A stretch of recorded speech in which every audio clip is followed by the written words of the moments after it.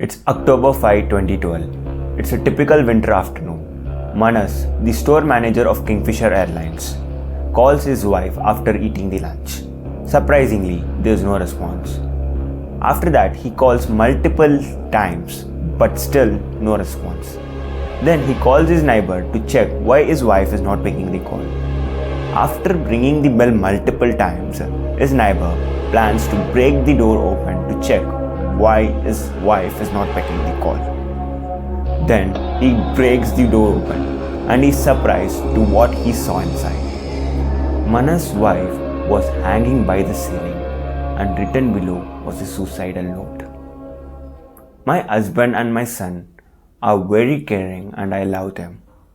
My husband works in Kingfisher Airlines, and since he is not getting paid for last 6 months, we are at acute financial crisis and hence I am committing suicide. This is a real life incident that happened in the year 2012. We all know the story of Kingfisher Airlines. It became India's second largest airlines in terms of market share within 5 years. And in next 5 years, it crashed miserably. But what was the reason for its crash? Kingfisher Airlines was an instant hit in India. It surpassed companies like Air India, which was in the business even before the British Raj. Many say it's because of the 2008 financial crisis. But if you look at the statistics, you will find that there is another underdog company which started almost at the same year as Kingfisher started, and it went on to become India's #1 airline company. If you look at the graph above, in 2009, Kingfisher Airlines was the second largest airline company, capturing around 28% of market share. But the tables completely turned in 2013 when Indigo tops the airline sector. Not just that, in 2008 financial crisis, while all the other airline companies were at losses, Indigo was the only company which turned profitable. How did Indigo turn profitable? How did the 2008 financial crisis hit all the airline companies but not Indigo?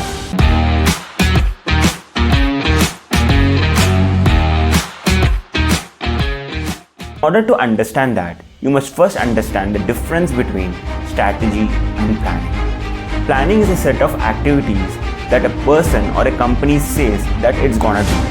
For example, let's suppose a person wants to reduce his weight from 85 kgs to 60 kg. The planning for this might be, I'm gonna jog every day for 30 minutes. I'm gonna start doing intermittent fasting. Or I'm gonna avoid sugar completely. Planning is an imaginary road between you and the expected future. These plans inspire us to get up in the morning and work hard. All these companies which were at huge losses in 2009 also had a plan for a better future. But what Indigo had was a strategy to win. A plan without strategy is like building an imaginary road in a wrong direction. Now, what is strategy? It's an integrated set of choices that position you on a playing field of your choice in a way that you win. How many times have you planned to inculcate a new habit but failed? This is because of the lack of strategy to your plan. Now comes the real question. How to be strategic? How to think strategically? But being strategic is all about seeing the reality as it is and then asking the right questions. In our weight loss example, some of the strategic questions can be: removing sugar completely from the diet is impossible. Is there any other alternatives for sugar where there is less to no calories? Going to jog regularly in the morning is very difficult. Do I have any friend who goes regularly so that I can hang out with him? These questions lead you to the right plan. Strategy is about finding out how to win. A planning without strategy is like playing a game just for the sake of playing. Strategy has a theory and has points that makes us believe that that theory is right. Now, what theory did Indigo had that made it so successful?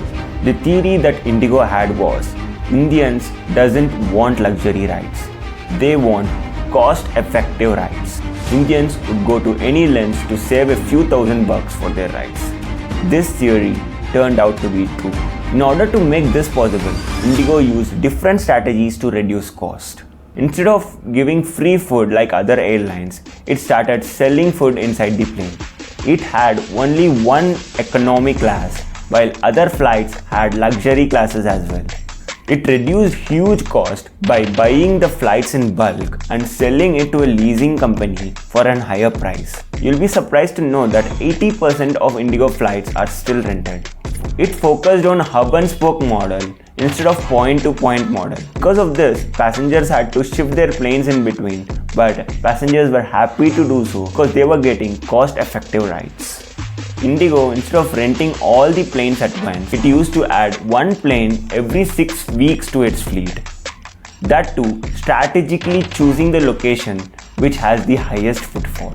But this was not the case with Kingfisher. Firstly, Kingfisher never had a stable CEO. Vijay Mallya himself was taking care of it along with other 3 companies. So he didn't have much time to spend on the company. Kingfisher first had all economy class. But again, in the middle, it changed to economy and luxury class. And then it changed again. So it was constantly changing its business model. Kingfisher focused on rapid growth and bought Deccan Air for 550 crores. Here, one thing to note is that here when Kingfisher bought Deccan Air was already in a loss of a few hundred crores. Kingfisher used to give a lot of freebies like free food, free earphones, etc. And also, Kingfisher took major decisions without doing proper external analysis. One such major decision is buying Deccan Air, and that too at an extreme financial crisis like 2008. It started international operations at a time when the whole world was going through 2008 financial crisis. And that's how, my dear friends, Kingfisher, despite having a very good recall value, and despite having high amounts of cash at the start, failed miserably because of not taking proper strategic decisions. So next time when you're planning to get an output, ask the right questions, analyze the external environment, look for patterns and think strategically.